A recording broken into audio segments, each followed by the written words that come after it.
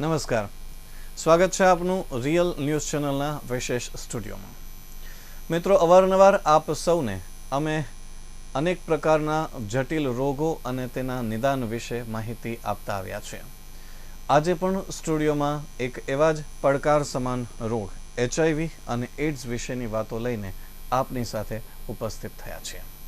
આજના કાર્યક્રમમાં HIV અને AIDS વિશેની સંપૂર્ણ માહિતી અને તેને કેવી રીતે ક્યોર કરી શકાય છે, સામાન્ય જીવનમાંથી HIVનો ચેપ કેવી રીતે લાગી શકે છે, શું તેની કોઈ નિદાન, તેનું કોઈ ઇલાજ ખરા કે કેમ, આ બધી જ વાતોને સરસ રીતે આપ સૌની સમક્ષ રજૂ કરવામાં આવશે.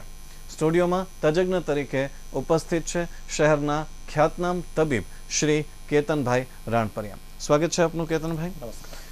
ડૉક્ટર કેતનભાઈ MBBS છે અને આ સાથે અમદાવાદથી HIV મેનેજમેન્ટ કર્યું છે તેઓએ, અને શહેરમાં 3 થી 4 તબીબો કે જેઓ HIVની સ્પેશિયલ કન્સલ્ટન્સી ધરાવે છે તેમાંના એક તબીબ છે. વિશ્વકર્મા આર્કેડ સિવિલ હોસ્પિટલ સામે તેમનું ક્લિનિક આવેલું છે અને ખાસ કરીને લોકો જિંદગી પોતાની સરસ રીતે જીવી શકે એ માટે જિંદગી ફાઉન્ડેશન તેઓ ચલાવે છે. આ ફાઉન્ડેશનનો મુખ્ય હેતુ એવો છે કે લોકો HIVથી દૂર રહે, એટલે કે આખી પેઢી HIV ફ્રી જનરેશન બને. આવા સરસ મજાના ઉદ્દાત હેતુ સાથે તેઓ જિંદગી ફાઉન્ડેશન ચલાવે છે. આજે આપણી સાથે ડૉક્ટર કેતનભાઈ વાતો કરશે HIV અને AIDS વિશેની.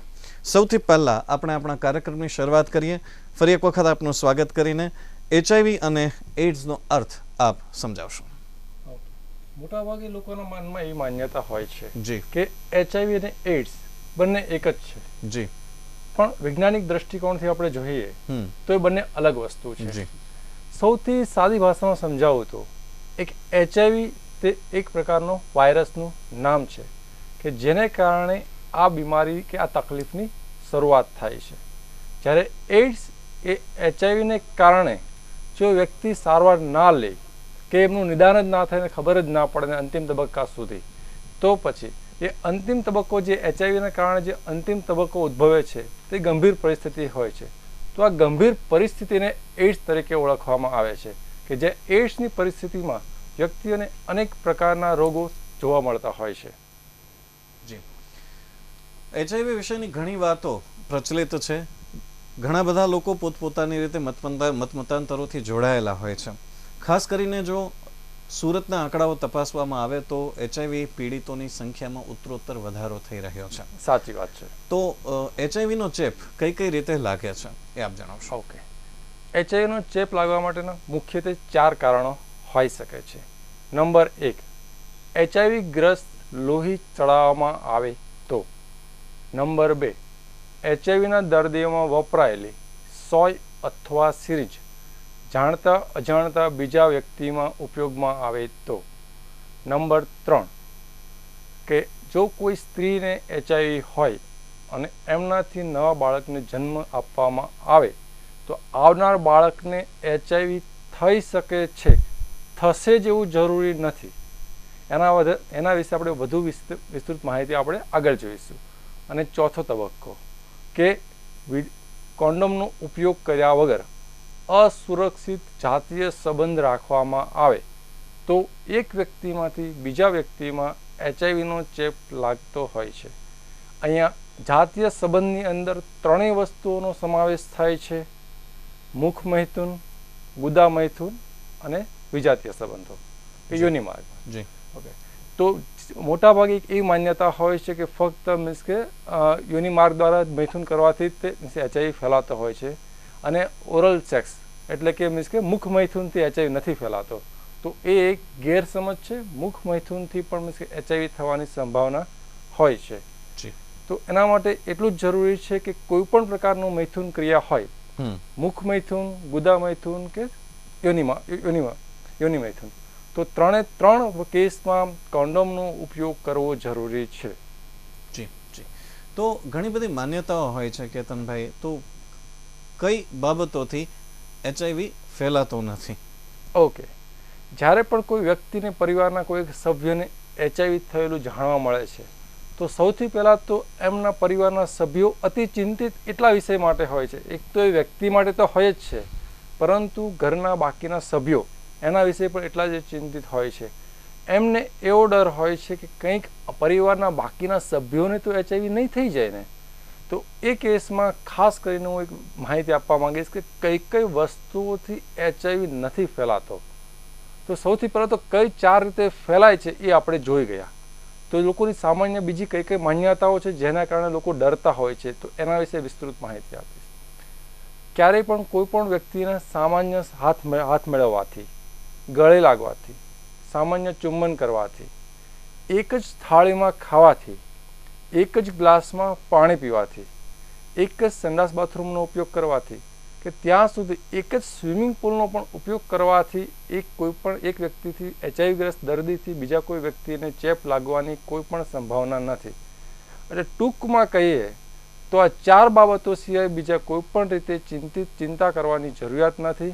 અને કોઈ પણ આખા સમાજની એક જવાબદારી બને કે HIV ગ્રસ્ત વ્યક્તિને પરિવારમાં, કામની જગ્યાએ અને સમાજમાં ત્રણેય જગ્યાએ વ્યક્તિનું આત્મસન્માન જળવાય તે રીતે ત્રણેય જગ્યાએ એમનો સમાવેશ થવો જોઈએ.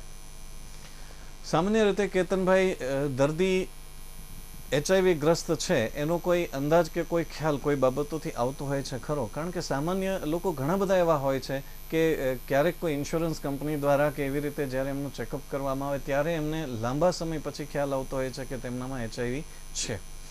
તો સામાન્ય જીવન જીવતા લોકોને કેવી રીતે ખબર પડી શકે કે તેઓ HIV થી પીડાય છે? ઓકે, તો કોઈ પણ વ્યક્તિને પોતાને HIV છે કે નહીં, કે પોતાની તપાસ કરાવવી જોઈએ કે નહીં, અથવા કયા લક્ષણો હોય તો HIVની તપાસ કરાવવી જોઈએ, એ 3 તબક્કાઓ આપણે અલગ અલગ જોઈએ. તો સૌથી પહેલાં તો કોને જોખમ છે, કે જે 4 રસ્તાઓ આપણે બતાવ્યા એ 4માંથી જો કોઈ એક વસ્તુ સાથે વ્યક્તિ સંકળાયેલા હોય તો એ વ્યક્તિને HIV થવાનું જોખમ હોય છે. તો એ બાબતે વિશે વ્યક્તિએ જો 4માં ધારો કે અસુરક્ષિત જાતીય સંબંધ હોય, અથવા તો એમની માતાને HIVનો ચેપ લાગેલો હોય, અથવા તો એ અસુરક્ષિત સિરિંજનો ઉપયોગ કરેલો હોય, અથવા તો ભૂતકાળમાં એમણે લોહીનું ચડાવેલું હોય, તો આ 4 કન્ડિશન્સ હોય તો વ્યક્તિએ પોતાનો HIVનો રિપોર્ટ કરાવવો જોઈએ. એ વાત થઈ કે એને જોખમી પરિબળો હોય તો. બીજી વાત કયા લક્ષણો હોય, તો લક્ષણો હોય તો વ્યક્તિએ રિપોર્ટ કરાવવો જોઈએ. તો એક વસ્તુ જાણવા જેવી ખૂબ જરૂરી છે કે જ્યારે પણ કોઈ પણ વ્યક્તિને HIVનો ચેપ લાગે છે તો સામાન્ય રીતે 8 થી 10 વર્ષ સુધી કોઈ પણ પ્રકારના લક્ષણો જોવા નથી મળતા. તો આ જે 8 વર્ષનો પીરિયડ હોય તો એને એસિમ્પ્ટોમેટિક પીરિયડ કહેવામાં આવે છે. તો આમાં લક્ષણો ના હોય તો દર્દીને શંકા પણ ના જાય, તો વ્યક્તિ કોઈ રિપોર્ટ નથી કરાવતા હોતા. પણ જ્યારે બીમારી આગળ વધે તો કયા પ્રકારના લક્ષણો હોય તેમને HIVનો રિપોર્ટ કરાવવો જોઈએ એ આપણે જોઈ લઈએ. લક્ષણોમાં વ્યક્તિને લાંબા સમયથી તાવ આવતો હોય, દવા લઈ તો સારું થઈ જાય પણ તરત પાછો તાવ આવી જાય, લાંબા સમયથી એને ખાંસી હોય, ભૂખમાં ઘટાડો થતો જતો હોય, વજનમાં ઘટાડો થતો હોય, વારંવાર એમને શરદી ખાંસી થઈ જતા હોય, અથવા કોઈ અન્ય ગુપ્ત રોગની હાજરી હોય, તો આવા કિસ્સામાં વ્યક્તિએ પોતાનો HIVનો રિપોર્ટ અચૂક કરાવવો જોઈએ. જી, સામાન્ય રીતે જ્યારે આપણે કહ્યું કે HIV ગ્રસ્ત વ્યક્તિ છે એનો 8 થી 10 વર્ષ સુધી એમને અંદાજ આવતો નથી, તો જ્યારે કોઈ વ્યક્તિ છે એ પોતાના ટેસ્ટ કરવા માંગતા હોય, પોતાનું ફૂલ બોડી ચેકઅપ કરાવવા માંગતા હોય, ત્યારે એવા સમયે સામાન્ય લેબોરેટરીઝમાં આ તપાસ કરવામાં આવતી હોય છે ખરી?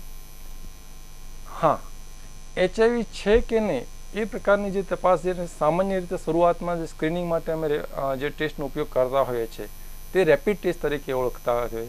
એક સામાન્ય ટેસ્ટ છે અને લગભગ દરેક લેબોરેટરીમાં આ ટેસ્ટ ઉપલબ્ધ હોય છે.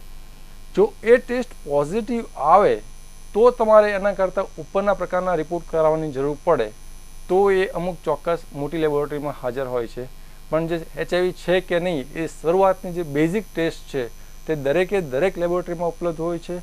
નિસંકોચ તમારે એ લેબોરેટરીની સર્વિસનો ઉપયોગ કરવો જોઈએ. એક બીજી શંકા હોય છે દર્દીમાં કે જો હું રિપોર્ટ કરાવવા માટે જઈશ તો મારી ઓળખ બીજા કોઈ વ્યક્તિને આપી દેવામાં આવશે, અથવા મારા પરિવારને, મિત્રને, ડૉક્ટર્સને કે અન્ય કોઈ વ્યક્તિને. તો એક વસ્તુ માટે નિશ્ચિંત થઈ જાઓ કે તમે જ્યારે પણ કોઈ પણ ડૉક્ટર પાસે કે લેબોરેટરીમાં તમારો HIVનો રિપોર્ટ કરાવવા માટે જાઓ છો તો તમારી સંપૂર્ણ માહિતી ગુપ્ત જળવાઈ રહે એનું પૂરતી તકેદારી કોઈ પણ પ્રકાર દરેક ડૉક્ટર્સ અને દરેક લેબોરેટરી દ્વારા લેવામાં આવતી હોય છે. એટલે તમારી માહિતી બહાર પડી જશે કે તમારી ઓળખ છુપી નહીં રહે એ પ્રકારની કોઈ પણ પ્રકારની ચિંતા કરવાની બિલકુલ જરૂર નથી. જી, સામાન્ય લેબોરેટરીમાં તપાસ કરાવ્યા પછી આપે કહ્યું કે ખાસ વિશેષ પ્રકારની જે લેબોરેટરીઝ હોય છે એમાં તપાસ કરવી જરૂરી હોય છે.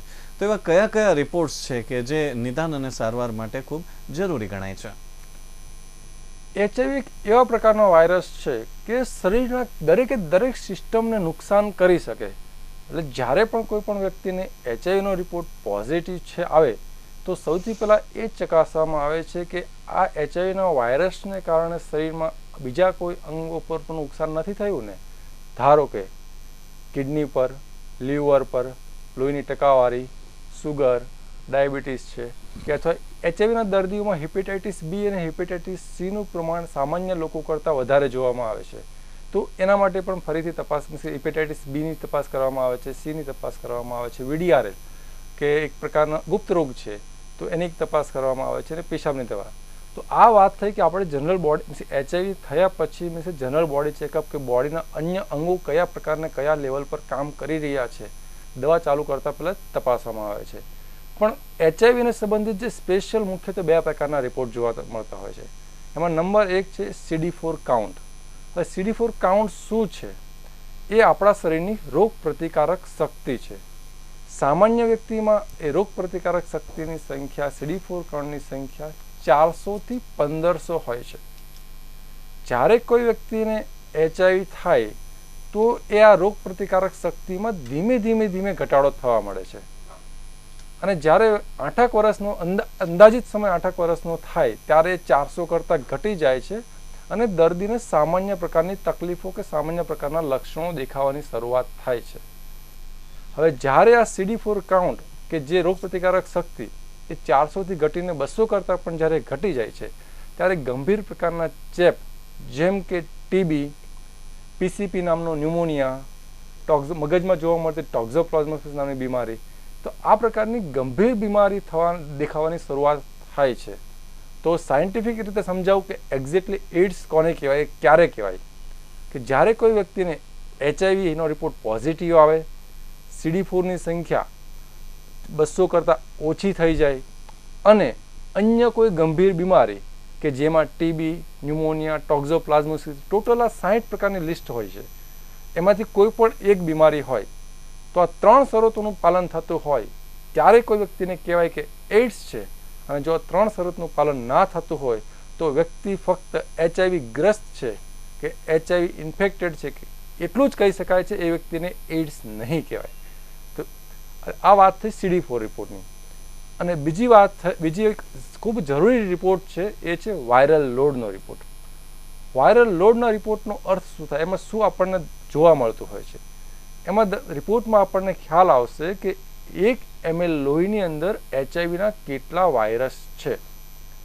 સામાન્ય રીતે કોઈ પણ વ્યક્તિને એચઆઈવીની તપાસ એચઆઈવી ખબર પડતી હોય છે તો એમાં વાયરસની સંખ્યા 1 mlમાં 50,000 થી 4 લાખ 5 લાખ સુધીના વાયરસ 1 mlમાં હોય છે.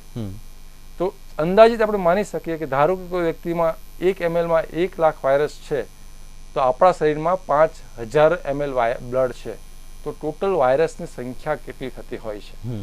તો એક આ વાયરલ લોડનો રિપોર્ટ છે કે આપણને શરૂઆતમાં ખબર પડશે કે કેટલી ગંભીરતા છે અને જ્યારે આપણે દવા ચાલુ કરીશું તે પછી એમાં ઘટાડો થતો એનાથી આપણને અંદાજો આવશે કે આપણે બીમારી ઉપર કેટલા પ્રમાણમાં કાબુ મેળવી રહ્યા છીએ. જી, સામાન્ય રીતે એચઆઈવીથી પીડિત છે એવો એક વ્યક્તિનો રિપોર્ટ આવે એટલે લગભગ એનું અડધું જીવન તો ત્યાં જ પૂરું થઈ ગયેલું એ ગણી લેતો હોય છે. એટલે કે એ પોતે જ ધ્વસ્ત થઈ જતો હોય છે. તો શું એચઆઈવી પીડિત ખરા અર્થમાં પોતાનું પૂરું જીવન જીવી શકતો નથી? એની કોઈ સારવાર ખરી? ઓકે, એક સમય હતો કે એચઆઈવી માટે પૂરતા પ્રમાણમાં દવા ઉપલબ્ધ નથી, પણ એ ભૂતકાળ બની ચૂક્યો છે. જ્યારે દવા નહોતી ત્યારે મીન્સ કે સ્વાસ્થ્ય સાથે જોડાયેલી સંસ્થાઓ પ્રચાર કરતી કે એચઆઈવીથી દૂર રહો, એચઆઈવી જીવલેણ છે. એ લેવલ પરથી એ પ્રકારે એમની એચઆઈવી વિશેની માહિતીનો પ્રચાર કરવામાં આવતો. પણ હવે સમય બદલાઈ ગયો છે. હવે એચઆઈવી માટે પૂરતા પ્રમાણમાં દવા ઉપલબ્ધ છે. એચઆઈવી જીવલેણ નથી રહ્યો, પણ લોકોના મનમાં જે શરૂઆતની સૌપ્રથમ છાપ હતી તે હજી જતી નથી. એટલે પહેલાં એવું કહેવાતું HIV is a death sentence. એનો મતલબ કે HIV મતલબ મૃત્યુ પાક્કું. એ ભૂતકાળ થઈ ગયો છે. હાલના સમયમાં એવું છે કે કોઈ પણ HIV ગ્રસ્ત વ્યક્તિનું એમનું સમયસર નિદાન થઈ જાય અને યોગ્ય પ્રમાણમાં ડૉક્ટર્સની સલાહ પ્રમાણે એમની સારવાર લે અને નિયમિત એમના CD4 વાયરલ લોડ કે જે પ્રકારના એમના જરૂર હોય એ પ્રકારના રિપોર્ટ કરાવે તો વ્યક્તિ પોતાનું સંપૂર્ણ જીવન જીવી શકે છે અને એ પણ સ્વસ્થ રીતે જીવન જીવી શકે છે. અમારી પાસે અનેક દાખલાઓ છે કે જેને 15 વર્ષ 20 વર્ષથી HIV છે. નિયમિત સારવાર લેવાના કારણે ત્યાં જે ખેડૂત ખેતરમાં મજૂરી કામ પણ કરી રહ્યા છે અને અમુક દર્દીઓ કડિયા કામ પણ કરી રહ્યા છે અને છતાં પણ સ્વસ્થ છે. એટલે કહેવાનો અર્થ એટલો જ છે કે HIVથી જીવનનો અંત આવતો નથી. આપણી મીન્સ કે પૂરતા પ્રમાણમાં સારવાર ના લેવાથી જીવનનો અંત આવે છે. તો હું કોઈ પણ દર્દીને સલાહ આપીશ કે HIVનો રિપોર્ટ પોઝિટિવ આવે તો કોઈ પણ પ્રકારની માન્યતાઓ હોય તમારામાં ડર હોય તો કોઈ પણ ડૉક્ટર્સને મળી અને એમનો યોગ્ય નિકાલ લેવો જોઈએ. તમે સ્વસ્થ અને સંપૂર્ણ જીવન જીવી શકો છો. એ આજના વિજ્ઞાનની ભેટ છે. જી કેતનભાઈ, HIV નો રિપોર્ટ આપે કહ્યું એ પ્રમાણે લગભગ 8 વર્ષ સુધી તો એના જે સિમ્ટમ્સ છે એ લક્ષણો છે એ સીધા દ્રશ્યમાન થતા નથી. તો કેટલો સમય ઓછામાં ઓછો હોય છે કે જ્યારે HIV જે આ પ્રકારના વાયરસ છે એ વધુ વિકટ પરિસ્થિતિનું નિર્માણ કરી દેતા હોય છે? ઓકે, સામાન્ય રીતે મીન્સ કે HIVના પ્રોગ્રેસ થવાના પણ અમે સામાન્ય રીતે 4 પ્રકાર હોય છે. તો ટિપિકલ પ્રોગ્રેશન્સ કે જે 8 થી 10 વર્ષનો સમય લેતો હોય છે. બીજા પ્રકારનો એક પ્રોગ્રેશન્સ હોય છે કે જે ફાસ્ટ પ્રોગ્રેશન્સ. તો આ 10% પેશન્ટની અંદર 2 થી 3 વર્ષની અંદર તે HIVમાંથી એઇડ્સનું નિર્માણ કરી દેતા હોય છે. ત્રીજો પ્રકાર છે સ્લો પ્રોગ્રેશન્સ કે જેમાં મીન્સ કે વ્યક્તિને 15 વર્ષ સુધી કોઈ તકલીફ નથી થતી. અને એક ચોથો તબક્કો છે કે જે બહુ ઓછા દર્દીઓમાં જોવા મળતો હોય છે અને એ છે નોન પ્રોગ્રેશન્સ કે 1% કરતાં પણ ઓછા દર્દીઓમાં જોવા મળતો હોય અને એમાં વ્યક્તિને કોઈ પણ પ્રકારની તકલીફો જોવા નથી મળતી HIV હોવા છતાં પણ જીવન પર્યાપ્ત. એ કોઈ પણ પ્રકારની દવા ના લે તો પણ. અહીંયા હું ખાસ સૂચવીશ કે આ ફક્ત બહુ જ 1 થી 2% લોકોમાં જોવા મળતું હોય છે. તો આ નોન પ્રોગ્રેશન્સ કે HIV દવા લેવાની જરૂર નથી પડતી કે બીમારી નથી થતી એ દરેક લોકોને લાગુ નહીં પડે. ફક્ત 1 થી 2% લોકોને લાગુ પડશે. જી કેતનભાઈ, એઇડ્સનો જે તબક્કો શરૂ થાય છે, આપણે કહ્યું કે ગંભીર સ્વરૂપ જ્યારે HIVનું જ્યારે આવી જાય છે ત્યારે એઇડ્સનો તબક્કો શરૂ થતો હોય છે. તો એઇડ્સના તબક્કાના શું લક્ષણો છે? ધારો કે કોઈ વ્યક્તિએ ચેકઅપ કરાવ્યું જ નથી અને એ એઇડ્સના તબક્કામાં પ્રવેશી ચૂક્યો છે, તો કેવા લક્ષણો હોય છે? ઓકે, એઇડ્સના તબક્કામાં લક્ષણોમાં મીન્સ કે વ્યક્તિને બની શકે કે વધારે પડતું વજન ઘટતું જાય છે, ભૂખ ઓછી લાગે છે, તાવ આવે છે, વારંવાર શરદી ખાંસી થાય છે. સારવાર લે છે તો સારવારને કારણે દવા એને સારું તો થઈ જાય છે પરંતુ પાછું 15 દિવસ મહિના પછી પાછું ફરીથી એને જ તકલીફ સામે પાછી આવી રહી છે. કોઈ ગુપ્ત રોગની હાજરી હોય અથવા ખબર ના પડતી હોય, કોઈ નિદાન ના થતું હોય, વારંવાર વ્યક્તિ બીમાર થયા કરે, દવા લે એટલો 2-5 દિવસ સારું રહે પછી પાછી તકલીફ થાય. તો જ્યારે કોઈ નિર્ણય પર ના પહોંચી શકાય ત્યારે અચૂક HIVનો રિપોર્ટ કરાવવો જોઈએ. બની શકે કે HIV હોવાને કારણે રોગપ્રતિકારક શક્તિ ઘણી ઘટી ગઈ છે તો વારંવાર વ્યક્તિને નવા પ્રકારના જીવાણુનો ચેપ લાગતો રહે છે. આ ચેપને તકવાદી ચેપ કે અવસરવાદી ચેપ તરીકે ઓળખવામાં આવતા હોય છે. તો આને કારણે વ્યક્તિ વારંવાર બીમાર રહેતા હોય છે. દવા ચાલુ કરવામાં આવશે તો એમના વાયરસની સંખ્યા, HIVના વાયરસની સંખ્યા ઘટાડો થશે તો CD4 જે 200 કરતાં ઘટી ગયેલા છે કે રોગપ્રતિકારક શક્તિ 200 કરતાં ઘટી ગયેલી છે એ ધીમે ધીમે પાછી નોર્મલ થઈ જશે અને એક વખત રોગપ્રતિકારક શક્તિ નોર્મલ થઈ ગઈ એટલે વ્યક્તિને નવા પ્રકારનો ચેપ લાગવાની પરિસ્થિતિ જતી રહેશે અને સ્વસ્થ જીવન પાછું જીવી શકશે. એટલે અહીં કહીશ કે એઇડ્સનું ક્યોર થઈ શકે, મતલબ કે એઇડ્સ મુક્ત થઈ શકાય પરંતુ HIV મુક્ત ના થઈ શકાય. આ વસ્તુને હું વધારે ટૂંક સમજાવીશ કે એઇડ્સ શું છે કે HIV પ્લસ CD4 કાઉન્ટ 200 કરતાં ઓછા પ્લસ ઉદાહરણ તરીકે TBની સારવાર ઉપલબ્ધ છે. 6 મહિના કે 8 મહિનાનો કોર્સ લઈ લ્યો, TB સારું થઈ શકે છે. એચઆઈવીની દવા ચાલુ કરીએ એટલે CD4 કાઉન્ટ 200થી ઘટી ગયા છે એ વધી શકે છે. એટલે આ રીતે એઇડ્સનું સંપૂર્ણ નાબૂદ થઈ શકે છે. એઇડ્સ ક્યોર થઈ શકે છે, પણ એચઆઈવી ક્યારેય નાબૂદ થઈ શકતો નથી. તો આ બે વસ્તુ ખાસ સમજવાની જરૂર છે કે એઇડ્સ નાબૂદ થઈ શકે છે, એચઆઈવી નાબૂદ કરવું શક્ય નથી. આ દિવસ સુધી દુનિયામાં એક પણ કેસને એચઆઈવી નાબૂદ કરવાની સંપૂર્ણ સફળતા મળી નથી. એટલે દર્દી એક લાગણીમાં આવીને કે ક્યારેય પણ ખોટી ભ્રમતામાં આવીને, ક્યારેય લાલચમાં આવીને પોતાના શરીર સાથે કોઈ પણ વ્યક્તિને છેડછાડ કરવાની પરમિશન આપવી જોઈએ નહીં. જે આપણે કહ્યું એમ કે ઘણા બધા વ્યક્તિઓ એવા હોય છે કે જે એવું કહેતા હોય છે કે આયુર્વેદિક પદ્ધતિથી કે પછી બીજી કોઈ દોરા ધાગાની પદ્ધતિથી એડ્સ ક્યોર થઈ શકતો હોય, તો એ હજુ સુધી એક પણ એવા કેસીસ મેડિકલ સાયન્સે જોયા નથી. ખાસ કેવા તબક્કામાં જ્યારે એક એચઆઈવી પીડિત વ્યક્તિ છે એને આસપાસના વાતાવરણમાંથી ઘણી વખત એવો સંદેશ મળતો હોય છે કે હવે મૃત્યુ નિશ્ચિત છે, તો દવાની શું જરૂરિયાત છે? તો એચઆઈવીથી પીડિત વ્યક્તિએ દવા લેવાની શરૂઆત કરવી જોઈએ કે કેમ, અને કયા તબક્કામાં કરવી જોઈએ, એના વિશે આપ જણાવશો. ઓકે, એચઆઈવીની દવાની શરૂઆત ક્યારે કરવી જોઈએ એના માટે સમય પ્રમાણે અલગ અલગ જેમ જેમ વિજ્ઞાનમાં સંશોધન થતા રહે છે એમની માર્ગદર્શિકામાં ફેરફાર થતો હોય છે. તો પહેલાં એવું હતું 5-7 વર્ષ પહેલાં કે જ્યારે વ્યક્તિના CD4 કાઉન્ટ એટલે કે રોગ પ્રતિકારક શક્તિ 200 કરતાં ઘટી જાય તો દવા ચાલુ કરતા. પછી વિજ્ઞાનમાં સંશોધન જેમ થયા તેમ પછી થયું કે 250 કરતાં વધી જાય તો ચાલુ કરવાની. પછી એવું આવ્યું કે 350 કરતાં ઘટી જાય તો દવા ચાલુ કરવાની. પછી એવું આવ્યું કે 500 કરતાં ઘટેલા હોય તો ચાલુ કરવાની. પણ હાલમાં WHO વર્લ્ડ હેલ્થ ઓર્ગેનાઇઝેશન કે એમની માર્ગદર્શિકા આવેલી છે 2015માં કે એચઆઈવી ગ્રસ્ત વ્યક્તિએ એમના કોઈ પણ પ્રકારના CD4 સારા હોય તો પણ દરેક એચઆઈવી ગ્રસ્ત વ્યક્તિએ પોતાની એચઆઈવીની સારવાર તુરંત ચાલુ કરાવવી જોઈએ. એક સાદી ભાષામાં લોકોને સમજાય એ રીતે હું આનો જવાબ આપીશ કે જ્યારે કોઈ આપણી પાસે એક છોડ હોય, ગુલાબનો છોડ છે, તો શું આપણે એને પાણીને ખાતર ત્યાં સુધી નહીં નાખીએ કે જ્યાં સુધી મુરઝાઈ જાય કે બળી જાય? જ્યાં સુધી જીવતો છે ત્યારે જ આપણે એને પાણીને ખાતર નાખીશું તોય હર હંમેશ જીવતો રહેશે, સારા ફૂલ આપતો રહેશે ને મોટો થતો રહેશે. પણ આપણે સુકાઈ જાય ત્યાં સુધી રાહ જોઈશું. એકવાર સુકાઈ જાય પછી ગમે એટલી સારી ખાતર નાખીશું કે ગમે એટલું સારું પાણી નાખીશું, પણ એમાં ફરીથી ફૂલ નથી આવવાના. એ જ રીતે દરેક એચઆઈવીના દર્દીએ પોતાના CD4 કાઉન્ટ ઘટે ત્યાં સુધી રાહ ના જોવી જોઈએ.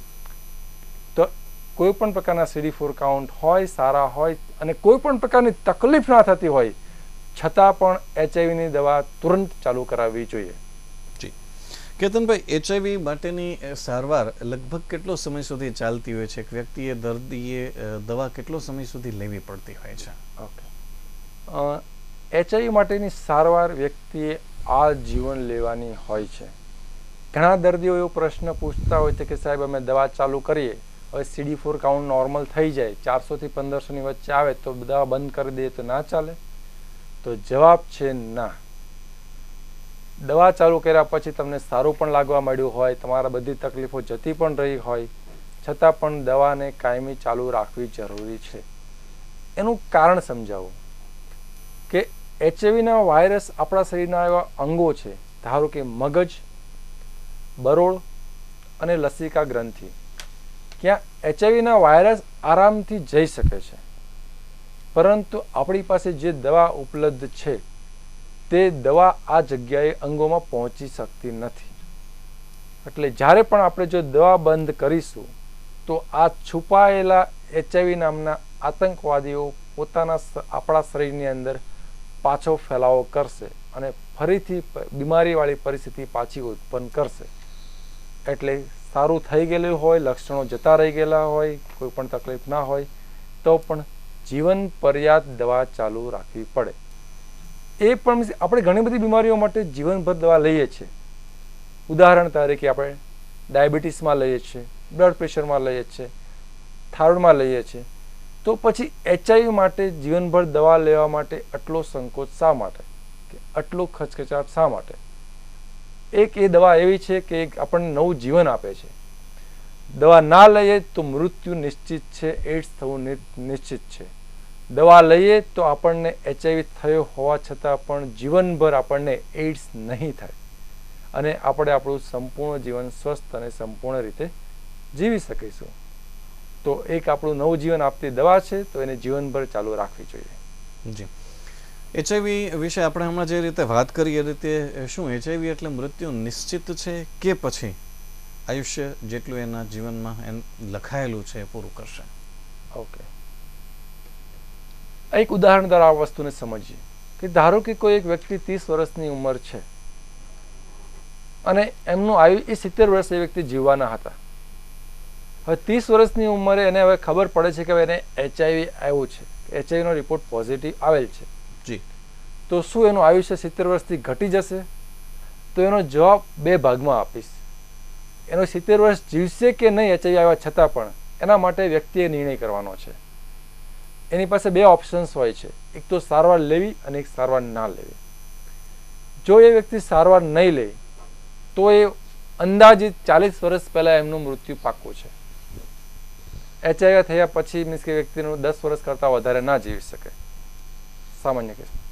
પણ જો તે દવા ચાલુ કરે, નિયમિત રિપોર્ટ કરાવે અને નિયમિત ડૉક્ટર્સની સલાહ લે તો એને HIV થયો છતાં પણ એ પોતાનું જે પૂરું જે ઓરિજિનલ આયુષ્ય 70 વર્ષનું હતું તે 70 વર્ષ પૂરું કરશે, સ્વસ્થ રીતે જીવન જીવશે અને કોઈ પણ પ્રકારની તકલીફ વગર જીવન જીવશે.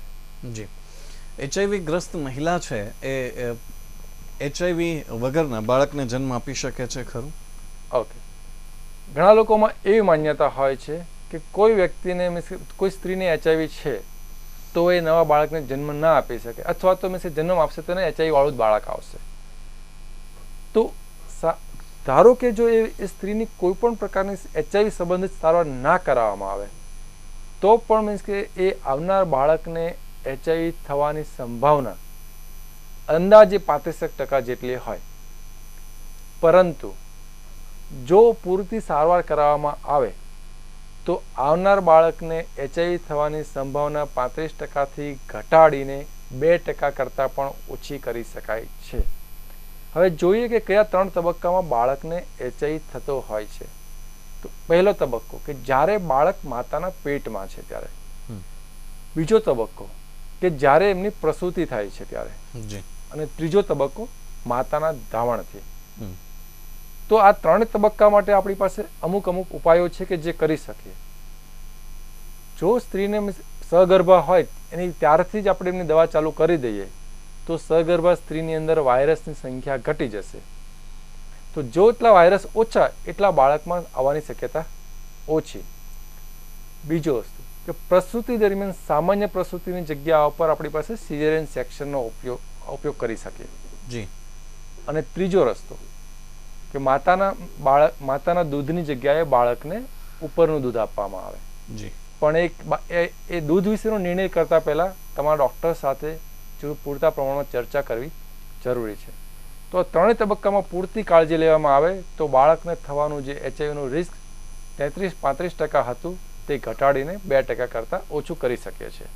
જી, HIVની સારવાર ઘણી બધી ખર્ચાળ ગણવામાં આવતી હતી. તો હાલ પણ ઘણા બધા મેડિસિન્સમાં ફેરફાર થયા છે, નવીનતમ શોધો થઈ છે, સરકાર દ્વારા પણ ઘણા બધા પ્રયત્નો કરવામાં આવ્યા છે. તો એવા સમયે HIVની સારવાર હજુ પણ એટલી જ ખર્ચાળ છે કે એમાં કંઈ ફરક પડ્યો છે?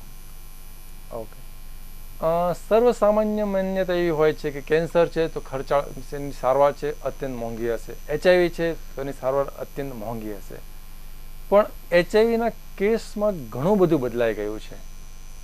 HIVના વાયરસની શોધ 1981માં થયેલી હતી. પહેલી દવા શોધવા માટે બીજા 5 વર્ષ ગયેલા. 1986માં પહેલી દવા શોધાયેલી. પણ આજે 2016માં 35 વર્ષ પછી આપણી પાસે અંદાજે 30થી 35 પ્રકારની દવાનું સંશોધન થઈ ચૂક્યું છે. હવે હું વાત કરીશ કે 1906 શરૂઆતના તબક્કામાં કે વ્યક્તિને જ્યારે દવાની શરૂઆત 1986માં થઈ ત્યારે શરૂઆતના તબક્કામાં એક વ્યક્તિએ રોજની 32 ગોળી ખાવાની હતી. આજે ગોળીની સંખ્યા ઘટીને રોજની 1 ગોળી ખાવાની છે. અને સારવારના ખર્ચ બાબતે જોઈએ તો શરૂઆતના તબક્કામાં 1 મહિનાની દવાનો ખર્ચો 30,000 રૂપિયા જેટલો આવતો હતો, બરાબર, જે આજે ઘટીને માત્ર 1,000 થી 1,500 રૂપિયા જેટલો માસિક ખર્ચ રહ્યો છે. બરાબર. 1,000 થી 1,500 રૂપિયાની આપણે રોજિંદા જીવનમાં વેલ્યુએશન્સ જોઈએ તો ઘણા બધા એવા દર્દીઓ હશે ડાયાબિટીસના, હાઇપરટેન્શન્સના કે હાર્ટ એટેકના, કે એમની દવાની મહિનાની સારવાર પણ 1,000 થી 1,500 આવતી હશે. બરાબર. ઘણા બધા વ્યસન કરનારા જે લોકો હશે કે જે તમાકુ ખાય છે, માવા ખાય છે, સિગરેટ પીવે છે કે દારૂ પીવે છે, એમનો પણ માસિક ખર્ચ મીન્સ કે 1,500 રૂપિયા તો આરામથી આવતો હશે. જી. તો હું ટૂંકમાં કહીશ કે આજના જમાનામાં HIV ની સારવાર મોટા ભાગના દર્દીઓ અફોર્ડ કરી શકે, એનો અર્થ કે મોટા ભાગના દર્દીઓને પોસાય એટલો ઓછો થઈ ગયેલો છે. આપણે જોઈએ કે અત્યંત ગરીબ એવો વર્ગ હોય કે વખતે ઝૂંપડપટ્ટીમાં હોય કે આ તે હોય, તો એમની પાસે સરકારે બીજી વ્યવસ્થા સરકારે કરેલી છે, તો એ દર્દીઓ ત્યાં પણ સારવાર લઈ શકે. તો હું ટૂંકમાં કહીશ કે દરેકને અત્યારે સારવાર મળી રહે એવી વ્યવસ્થા ઊભી થઈ ગયેલી છે. તો HIV-ની સારવાર જે આપે જણાવે એમાં સૌથી અગત્યની અને મહત્વપૂર્ણ બાબત કઈ છે? કઈ કેર લેવી જોઈએ સારવાર દરમિયાન? ઓકે, HIV એક ચેપી રોગ છે, મતલબ કે વાયરસ સાથે સંકળાયેલો વાયરસ છે. જ્યારે આની સામે આપણે બાજુમાં ઉદાહરણ મૂકીએ કે ડાયાબિટીસ લઈ લઈએ, તો ડાયાબિટીસમાં કોઈ જીવાણુ નથી. ડાયાબિટીસની બીમારીમાં એ આપણા શરીરની અંદર, ડાયાબિટીસની અંદર આપણા શરીરમાં સુગરનું જે કંટ્રોલ થવું જોઈએ કે શર્કરાનું જે કંટ્રોલ થવું જોઈએ એમાં બેલેન્સ વિખાયેલું છે. અને જ્યારે HIV-માં એ જીવાણુને કારણે થાય છે. તો જો વ્યક્તિ આ દવા રોજે નહીં લે, રોજે અને એના નિયમિત સમય નહીં લે, અથવા એને સારું લાગશે ત્યારે વચ્ચે દવા બંધ કરી દે, અથવા કોઈ અન્ય કારણોસર મીન્સ કે એમની પાસે સમય ના હોય, નોકરીમાં જવાનું હોય, બહારગામ જવાનું હોય, તો એ દવા લેવા માટે પાછા ડૉક્ટર પાસે નિયમિત ટાઈમે ના આવી શકે. તો આવું થવાને કારણે જ્યારે વ્યક્તિ દવા ચૂકી જાય છે કોઈ પણ કારણસર, તો એમના શરીરમાં HIV-ના વાયરસની સંખ્યા તુરંત વધી જાય છે. અને જો આવું વારંવાર થતું રહેશે તો એક સમય એવો આવશે કે જે એમની દવા ચાલે છે તે કામ કરતી સંપૂર્ણ રીતે બંધ થઈ જશે, જેને ટ્રીટમેન્ટ ફેલિયર તરીકે ઓળખવામાં આવે છે. તો એના ઉપાય તરીકે ઘણા ખર્ચાળ રિપોર્ટ હોય છે, એની પછીની જે દવા ઘણી ખર્ચાળ, એનો ખર્ચ વધારે હોય છે, એની સાઈડ ઇફેક્ટ વધારે હોય છે. જ્યારે ડાયાબિટીસના કેસમાં એવું નથી. ધારો કે તમે ડાયાબિટીસની દવા વચ્ચે ભૂલી ગયા હોય તો હા, તમારું ડાયાબિટીસનું સુગર એ 2 દિવસ માટે ઉપર જશે, પણ જ્યારે તમે ફરીથી ચાલુ કરશો તો એ ફરીથી કામ કરશે. જ્યારે HIV-ના કિસ્સામાં એવું નથી. એટલે HIV-ના દર્દીઓને હું ખાસ સલાહ આપીશ કે તમારે HIV-ની દવા નિયમિત લો, ફિક્સ સમય. ધારો કે તમે 9 વાગે દવા લેતા હો રાતના, તો રાતે ડેઈલી ફિક્સ રાતના 9 વાગે જ દવા લો. 2-5 મિનિટ ક્યારેક સંજોગવત આગળ પાછળ થાય તો તે ચાલી શકે. ક્યારેય પણ દવા વચ્ચે ગેપ ના થવો જોઈએ. ક્યારેય પણ મીન્સ ધારો કે તમે 1 મહિનાની દવા લાવ્યા પછી બીજા મહિનાની દવા લેવા માટે 2-3 દિવસનો ગેપ રહી જતો હોય તો તે યોગ્ય નથી. તમારે જીવનભર આજીવન રોજે રોજ દવા ખાવાની છે અને રોજે રોજ એના નિયત સમયે ખાવાની છે. નહીતર તમારી દવા કામ કરતી બંધ થઈ જશે તો ગંભીર પરિસ્થિતિ પાછી નવી ઊભી થશે. જી સાહેબ, ART વિશેની માહિતી આપશો? ઓકે, ART એક એન્ટી રિટ્રોવાયરલ થેરાપી. જી. એન્ટી એટલે વિરુદ્ધ, રિટ્રોવાયરલ એટલે HIV જે વાયરસની કેટેગરી કે જેનું ગ્રુપ છે, સાયન્ટિફિક ગ્રુપ, તે રિટ્રોવાયરસમાં આવે છે. અને થેરાપી કે આ વાયરસની વિરુદ્ધમાં જે પ્રકારની દવા દ્વારા વાયરસને કંટ્રોલ કરવા માટે આપણે જે પણ સારવારનો, જે પણ પદ્ધતિનો ઉપયોગ કરીએ છીએ એને ART તરીકે ઓળખવામાં આવે છે. એનો અર્થ થાય છે એન્ટી રિટ્રોવાયરલ થેરાપી. અને જે દવા વાપરીએ છીએ આપણે HIV-ની સારવાર માટે તે ARV તરીકે ઓળખાય છે. ARV એનો અર્થ થાય છે એન્ટી રિટ્રોવાયરલ મેડિસિન. જી જી. તો એમ કહેવાય છે કે રોગ આવે એ પહેલાં જ જો આપણે જાગૃતિ દાખવીએ તો એ બહુ મોટી વાત કહેવાય. તો આપણે એ વાતને જો સાકાર કરવી હોય તો કોઈ એડ્સથી ના પીડાય, કોઈ HIV ગ્રસ્ત ના બને, એના માટે અગાઉથી શું એમણે કેર લેવી જોઈએ? વાત એક. અને ખાસ સુરક્ષિત સંબંધ, સુરક્ષિત સેક્સ કોને કહેવાય છે? આ બંને વિશે આપ જણાવશો? ઓકે, હજી પણ મીન્સ કે આપણે સમાજમાં નથી સેક્સ વિશે વાત કરી શકતા કે નથી HIV વિશે વાત કરી શકતા. તો સૌથી પહેલા જાગૃતિની જરૂરિયાત છે. આ સેક્સ એ આપણા જીવનનો એક જરૂરિયાત હિસ્સો છે. માસ્લોસ લો ઓફ હાયરાર્કીની વાત કરીએ તો આપણા મનુષ્ય જીવનના 4 સ્તર હોય કે રિક્વાયરમેન્ટ, જરૂરિયાત પ્રમાણે. પહેલું હોય પ્રાથમિક જરૂરિયાત, કે તેમાં હવા, પાણી, ખોરાક અને પ્રાથમિક જરૂરિયાતને એમાં ચોથી વસ્તુ મૂકવામાં આવી છે સેક્સ. બીજી જરૂરિયાત આપણી પાસે રોટી, કપડાં, મકાનની હોય. ત્રીજી જરૂરિયાત, ત્રીજું લેવલ એ હોય કે આપણી ઓળખાણ થાય સમાજમાં. અને ચોથું સ્તર હોય કે આ બધી મોહ માયા છે, મોક્ષ લેવો છે. બરાબર. તો આ 4 સ્તર છે, તો એમાં સેક્સને એક પ્રાથમિક સ્તરમાં મૂકવામાં આવેલો છે. બરાબર. એનો મતલબ એવો થયો કે સેક્સ વિશે આપણે સેક્સથી ભાગી ના શકીએ. બહુ દુનિયામાં 1% કરતાં પણ ઓછા લોકો હોય કે જે બ્રહ્મચર્ય પાળી શકતા હોય પોતાના જીવનમાં. તો બાકીના 99% લોકોને જીવનમાં ક્યાંક ને ક્યાંક સેક્સ સાથે કોન્ટેક્ટ થવાનો છે. તો અને સેક્સ દ્વારા જો યોગ્ય રીતે સેક્સ કરવામાં નહીં આવે તો 30 પ્રકારની સેક્સ ગુપ્ત રોગોનો શિકાર થવું પડતું હોય છે. તો શા માટે સેક્સથી બચવા માટે આપણે યોગ્ય રીતે સેક્સ એજ્યુકેશન્સનો ઉપયોગ નથી કરતા? શા માટે આપણે મિત્ર વર્તુળમાં આપણે સેક્સ વિશે યોગ્ય સાચી માહિતીનો આપલે નથી કરતા? બરાબર. શા માટે આજે પણ સ્કૂલમાં ખાલી સેક્સ ઉપર ખાલી ટેક્સ્ટ બુકમાં તે ચેપ્ટર્સ હોય છે, સ્કૂલમાં ક્યારેય ભણાવવામાં નથી આવતું? જી, ટેક્સ્ટ બુક પૂરતા સીમિત રહી જાય છે. ઓકે, જી જી. તો સૌથી પહેલું કે સમાજમાં સેક્સ અને સેફ સેક્સ મતલબ કે કોઈ પણ પ્રકારની બીમારી ના થાય અને એ રીતના કરવામાં આવે તે સેફ સેક્સ. અને સેફ સેક્સ HIV ના થાય એના માટે 3 વસ્તુ હોય, ABC. એ મતલબ એબ્સ્ટિનન્સ, એટલે કે લગ્ન પહેલા સંબંધ ટાળો, સેક્સ્યુઅલ સંબંધ. બી મતલબ બી ફેથફુલ, લગ્ન પછી તમારા સાથીને વફાદાર રહો. જી. અને સી ફોર કોન્ડમ, કે જો તમારા માટે A અને B પ્રેક્ટિકલી શક્ય ના હોય કોઈ પણ કારણસર, તો હંમેશા કોન્ડોમનો ઉપયોગ કરો. અને એક વસ્તુ ખાસ છે કે કોન્ડોમના ઉપયોગ કરવાથી HIV થવાની સંભાવના અનેક ગણી ઘટાડી શકાય છે, પણ 0 થતી નથી. એટલા માટે A અને B નું મહત્વ C કરતાં વધારે છે. તો હંમેશા A, B અને C ને સ્ટેપ વાઇઝ જ ફોલો કરવું જોઈએ, એનું અનુકરણ કરવું જોઈએ. ABC કરીશું તો આપણને HIVના સેક્સ દ્વારા HIV ફેલાય છે, 90% કેસમાં એ રીતે ફેલાતો હોય છે. તો આપણે 90% ઇન્ફેક્શન્સ કે 90% ચેપ આપણે આરામથી રોકી શકીશું. જી સર, ગુજરાતમાં, આખા ભારતમાં અને ખાસ કરીને આપણે સુરતની વાત કરીએ તો કાર્યક્રમની શરૂઆતમાં જ આપણે વાત કરી હતી કે સુરતમાં આ ફિગર્સ વધી રહ્યા છે. તો HIV ગ્રસ્ત લોકોની સંખ્યા સુરતમાં કેટલી છે કમ્પેર્ડ ગુજરાતમાં કેટલી છે અને ભારતમાં કેટલી છે? ઓકે, ભારતથી પણ આપણે એક સ્ટેપ આગળ જઈએ કે દુનિયામાં હાલમાં કેટલા લોકો HIV સાથે જીવી રહ્યા છે. જી.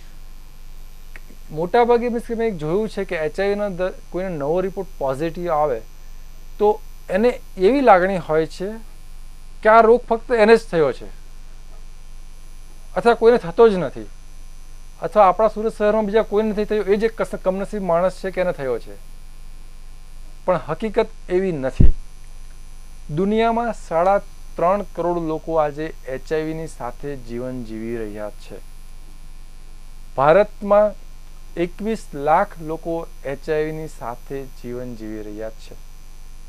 ગુજરાતમાં અંદાજે 1,40,000 લોકો જીવન જીવી રહ્યા છે. સુરતમાં અત્યાર સુધીમાં ગવર્મેન્ટ પ્રોગ્રામમાં રજીસ્ટર થયેલા લોકો 2008થી અત્યાર સુધીમાં રજીસ્ટર થયેલા લોકો 25,000 છે, અને ખાનગીમાં સારવાર લેતા અથવા લેતી ચૂક્યા હોય એવા પણ 25,000 હશે. સુરતને આપણે ગુજરાત લેવલે જોઈએ તો સુરત શહેરમાં HIVની સમસ્યા સૌથી વધારે છે. ગુજરાતનું સ્ટેટસ જોઈએ રાજ્ય વાઇઝ તો ગુજરાત રાજ્ય પહેલા લો રિસ્ક ઝોનમાં આવતું હતું. જી. શરૂઆતમાં તમિલનાડુ, આંધ્રપ્રદેશ, મહારાષ્ટ્ર, કર્ણાટકા એ રાજ્યો હાઈ રિસ્ક ઝોનમાં હતા. ત્યાં સમસ્યા જાગૃતિ આવવાના કારણે સમસ્યામાં ઘટાડો થઈ રહ્યો છે. અને ગુજરાતમાં એચઆઈવીની સમસ્યા દિનમાં દિન વધતી જાય છે. અને એક વસ્તુ કે જ્યારે પણ કોઈ પણ વ્યક્તિને એચઆઈવીનો રિપોર્ટ પોઝિટિવ આવે તો એવું ક્યારેય સમજવાની જરૂર નથી કે એકલા જ છે. એકલા નથી, એમની જેવા પણ સમાજમાં અનેક લોકો હોય છે. પણ આ બીમારીની સાથે જે ભેદભાવપૂર્વક વર્તન જોવા મળતું હોય છે એના કારણે કોઈ પણ દર્દી એકબીજાને કહેતા નથી, વાતચીત કરતા નથી. અને બીજી એક ખાસ વસ્તુ કે એચઆઈવી થવો તે કોઈ ગુનો નથી. 50% કિસ્સાઓમાં તો એચઆઈવી થનાર જેમને એચઆઈવી થયો છે એમની પોતાની કોઈ ભૂલ જ ના હોય એમના જીવનમાં. અને બાકીના 50%ને હું એવું નહીં કહીશ કે એમની ભૂલ છે કે ગુનેગાર છે. બાકીના શરૂઆતના 50% એમની કોઈ ભૂલ નથી અને બાકીના 50% લોકો કોઈ ગુનેગાર નથી. એમના જીવનમાં ફક્ત અજાણતાના કારણે કે જ્ઞાનના અભાવના કારણે થયેલી ભૂલ છે. ભૂલ અને ગુના વચ્ચે ફરક છે. ભૂલને માફી હોય અને ગુનાને માફી ના હોય. તો એચઆઈવીગ્રસ્ત વ્યક્તિને થયેલી ભૂલ છે તો એ માફીને પાત્ર છે. એ સમાજમાં, પરિવારમાં અને કામના સ્થળે એમનો પૂરેપૂરો સ્વીકાર થવો જોઈએ. જી, તો એક સરસ મજાની વાત આપની સાથે થઈ સમગ્ર કાર્યક્રમ દરમિયાન. અને કાર્યક્રમના અંતે એ વાત ચોક્કસ સાહેબે જે એબીસી શીખવી છે, બી સેફ સેક્સ, એટલે કે ખાસ કરીને એક જ વ્યક્તિને તમે સમર્પિત રહો અને પૂર્ણપણે વફાદાર રહો. આપની સંધ્યા શુભ રહે એવી શુભકામનાઓ સાથે નમસ્કાર. આપનો ખૂબ ખૂબ આભાર સાહેબ. આભાર.